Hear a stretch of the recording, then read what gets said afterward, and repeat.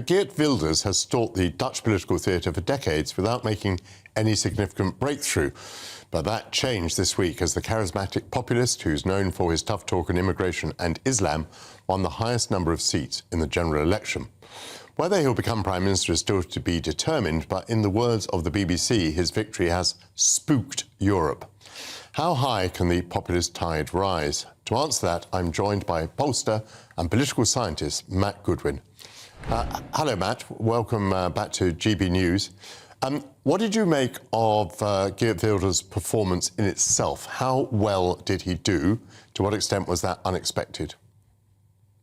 Well, good morning, Michael. He did very well. It was a surprise for most of the commentariat in the Netherlands. But of course, we should remember that the rise of Geert Wilders has been 20 years in the making. The Dutch have been voting for populists since people like Pim Fortuyn in the early 2000s. They've had a more recent wave of populism in the 2010s. But nothing like this. This is a sort of peak, if you like, for Wilders. And it comes against the backdrop of two things, Michael, which I think are critical. One is an ongoing refugee crisis in Europe, which we still don't have a resolution to. And the second, obviously, is the Israel-Gaza conflict and the protests, the pro-Palestine, in some cases pro-Hamas protests that have been taking place in many European cities. Both of those things, I think, have helped Wilders and have really given him this record result. Very interesting. Now, do you want to broaden this out to Europe? What are the parallels elsewhere, and can we detect, as it were, a movement, a trend? Well, I think we can, Michael. I wrote a book in 2018 called National Populism, in which I argued that these movements were going to become permanent players in Western democracies. And that essentially is what we are seeing. Really, for those viewers with long memories, they'll remember people like Jean-Marie Le Pen, they'll remember people like Jörg Haider, they'll remember people like Umberto Bossi. Really, from the 1990s, this movement of national populism, which prioritizes the interests and the culture of the nation against what it argues is a corrupt or self-serving elite, has been gaining strength in most Western democracies. So look around Europe today at the AfD, the Alternative for Germany, the most popular party in Eastern Germany, the most popular party among men, National Populists in Austria back to being at the top of the polls, Giorgia Meloni running Italy, Vox in Spain doing reasonably well, Chega in Portugal breaking through, the Sweden Democrats essentially running Sweden's government from behind the scenes.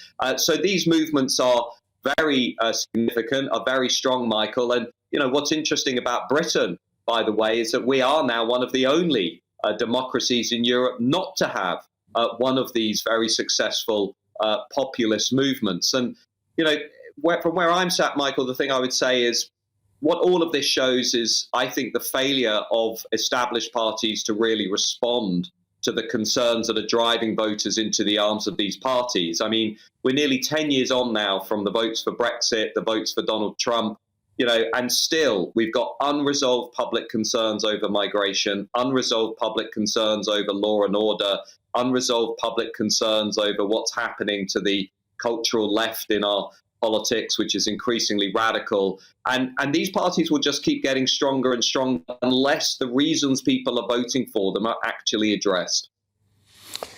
And why then do parties, the established parties on the centre-right in Europe, why did they not respond better? What is holding them back? Why don't they occupy at least part of the ground that is shifting over to these populist parties?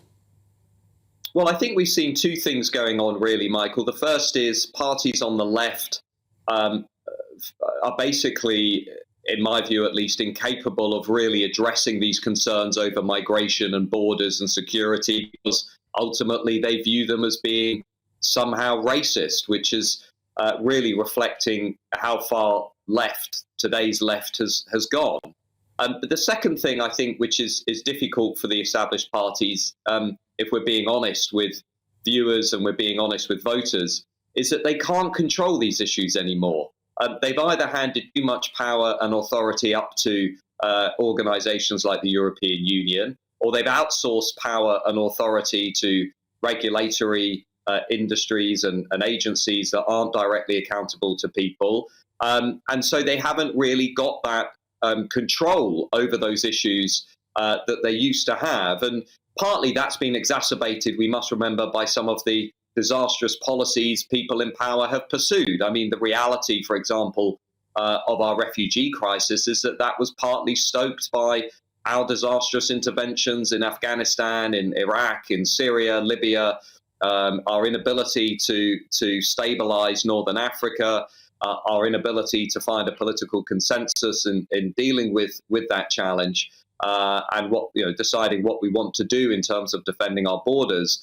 So I think overall, the established parties have been struggling for a number of reasons. And so populists, I was just looking at the polling before coming on this show, Michael, populists in a lot of these countries are now getting higher than they've ever been before. I mean, even in the US, we tend to forget this, but Trump is now polling ahead of Joe Biden, ahead of that 24 general election. And we've got a massive set of elections next year, Michael, across all of the European Parliament. We're going to have elections that will determine who represents people in the European Parliament. So that none of this is going anywhere anytime soon unless we can actually address those grievances. At the beginning of this, you talked about the British exceptionalism, that we don't really have this tendency going on in this country. I suppose we did, but we released the pressure by having the Brexit referendum. So I would argue that actually, if you give people the chance to express themselves, that could be one way in which you can puncture the populist bubble. I'd also suggest that the first-past-the-post system makes it much more difficult for these sorts of parties to gain a foothold. I think that's right, Michael. I think in the 1950s, there was a very famous book called The Civic Culture by two academics who argued that the reason Britain didn't do extremist radical politics like the Germans and the Italians was that we had a political culture that prioritized things like consensus, tolerance, pluralism. We didn't like messianic figures. We certainly didn't like anybody that seemed to be violating our commitment to democracy. Now, of course, Brexit did, as you say, become an outlet for some of that. What worries me, though, today, Michael, is that while that did release some pressure in the system, as we saw this week with the new migration numbers, I'm concerned about the fact that both Labour and the Conservatives now have sort of decided to put pressure back into the system by not doing what many Brexit voters thought they were going to get when they voted for Brexit, mainly lower levels of migration. We saw those numbers this week. Net migration now 672,000, meaning 672,000 more people came into the country than left. And what worries me, Michael, is that Brexit release valve that you rightly point to. I wanted that to be permanent. I didn't want it just to be for a few years.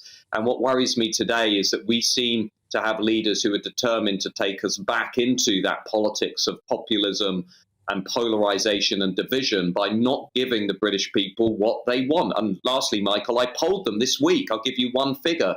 When I gave British voters those migration numbers, 54% nationally said these numbers are too high, and over 70% of Conservative voters said these numbers are too high. So there is one little seed that may yet grow into yet another populist rebellion. So watch this space. Very interesting. Thank you very much, Matt Goodwin, for drawing together all the strands across Europe.